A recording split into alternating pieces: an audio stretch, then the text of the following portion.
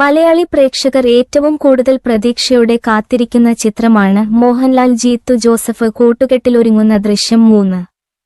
April 2-ന് ആഗോള release നിശ്ചയിച്ചിരുന്ന ചിത്രം പശ്ചിമേഷ്യൻ യുദ്ധ പശ്ചാത്തലത്തിൽ മെയ് 21-ലേക്ക് നീട്ടുകയായിരുന്നു. മോഹൻലാലിന്റെ പിറന്നാൾ ദിനം കൂടിയാണ് മെയ് 21. ദൃശ്യം 2 OTT റിലീസ് ആയിരുന്നതുകൊണ്ട് തന്നെ 3-ാം ഭാഗമിറങ്ങുമ്പോൾ വലിയ പ്രതീക്ഷയിലാണ് പ്രേക്ഷകർ ഒന്നടങ്കം ചിത്രത്തെ നോക്കിക്കാണുന്നത്. ഇപ്പോഴിതാ ദൃശ്യം തിരക്കഥയെക്കുറിച്ച് ജീത്തു ജോസഫ് പറഞ്ഞ വാക്കുകളാണ് ചർച്ചയാവുന്നത്.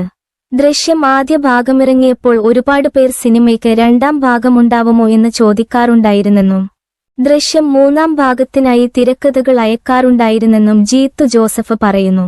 എന്നാൽ താൻ അതൊന്നും വായിച്ചു പോലും നോക്കാതെ ഡിലീറ്റ് ചെയ്യുമായിരുന്നെന്നും ജീത്തു ജോസഫ് കൂട്ടിച്ചേർത്തു. ദി ന്യൂ ഇന്ത്യൻ എക്സ്പ്രസുമായുള്ള അഭിമുഖത്തിനിടെയായിരുന്നു ജീത്തു ജോസഫിന്റെ പ്രതികരണം.